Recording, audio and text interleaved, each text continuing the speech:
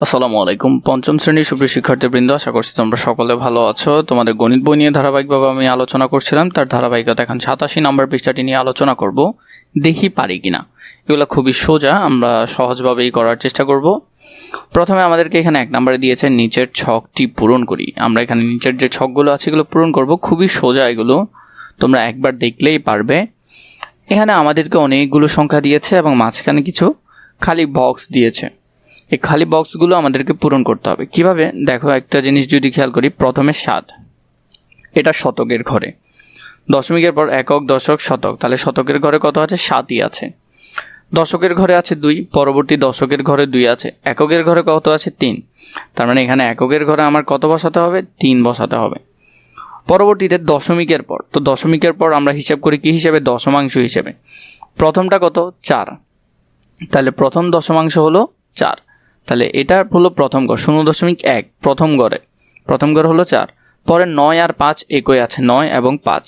তো এইভাবে করে এই লাইনটা সমাধান করতে পারবে। পরবর্তীতে দেখো 3, 3, 6, তাহলে 3, 3, 6। পরবর্তীতে দশমাংশ, তো দশমাংশ হলো আগে আমাদেরকে দশমিক দিতে হবে। দশমাংশ প্রথমটা হলো 9, তাহলে প্রথমে 9 দিতে হবে। পরে হলো 1, 1 দিতে হবে। পরে হলো 4, 4 দিতে হবে। ঠিক আছে। এর পরবর্তীতে যদি দেখি, এখানে দেখো শতকের ঘরে 0, তাই এখানে 0 দেওয়ার প্রয়োজন হয় নাই। দশকের ঘরে হলো 7, 7 দিয়েছে দশকের ঘরে। এককের ঘরে দিয়েছে 5, এককের ঘরে 5 দিয়েছে। এরপর হলো দশমাংশ হিসেবে, এখানে দশমাংশতে আছে 8, তাহলে এখানে দশমাংশের কত হবে? 8 হবে। পরবর্তীতে দিয়েছে 4, শতাংশের মধ্যে হবে 4, তাহলে 4 দিয়েছে। পরবর্তীতে 5, 5-এর মতোই আছে, আর প্রয়োজন নাই। এখানের মধ্যে দেখো একক, দশক, শতক, তাহলে শতকের ঘরে 2, আমি শতকের ঘরে 2 লিখলাম। পরে দশকের ঘরে হলো 0, 0 লিখলাম। এরপরে হলো এককের ঘরে হলো 3, 3 লিখলাম। এরপরে দশমাংশ, দশমাংশের পর প্রথমটা হলো 0, দশমাংশ হলো 0, শতাংশ হলো কত? 8, শতাংশ হলো 8 এবং সহস্রাংশ হলো 9, তাহলে এটা হবে 9। এরপর যদি দেখি 93, তাহলে এখানের মধ্যে আমাদেরকে বাকিটা পূরণ করতে হবে। দেখো এখানের মধ্যে প্রথমে আছে 9 এবং দশমাংশ আছে 3, তাহলে এখানে আমার খালি বক্সে বসবে 3। পরের এখানে আছে 4, তাহলে এখানে বসবে 4। পরে দশমিকেরটা, দশমিক প্রথমটা আছে 1, 1 এখানেও আছে, পরেরটা আছে 2, তার মানে এখানে 2 বসবে। তারপর পরে এখানে আছে 7, তাহলে সহস্রাংশ বসবে 7। এভাবে করে তোমরা এই বক্সটা অনায়াসে পূরণ করতে পারবে।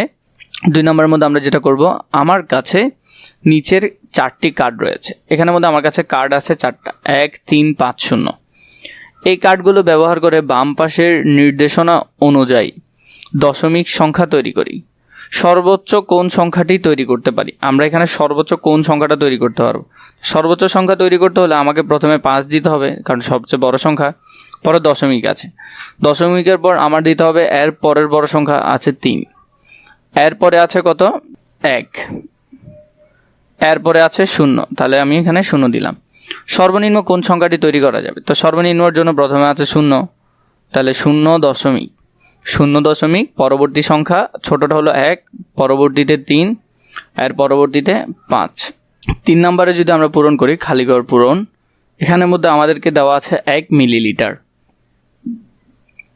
1 মিলিলিটার হলো 1 সেন্টিমিটারের 10 ভাগের 1 ভাগ। তাহলে আমরা লিখতে পারি সেন্টিমিটার হিসেবে হলো 10 ভাগের 1 ভাগ।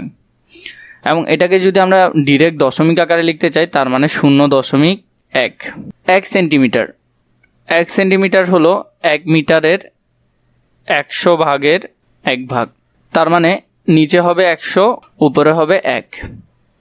2টা 0 আছে, তাহলে এখানে দশমিকে হবে 2 ঘর আগে, আর একটা 0 বসবে, একটা 1 বসবে। তাহলে 0.01, এটা হলো উত্তর, 0.01। 1 মিটার, 1 কিলোমিটারের 1000 ভাগের 1 ভাগ, 1000 ভাগের 1 ভাগ। তো নিচে হবে 1000 আর উপরে হবে 1 ভাগ।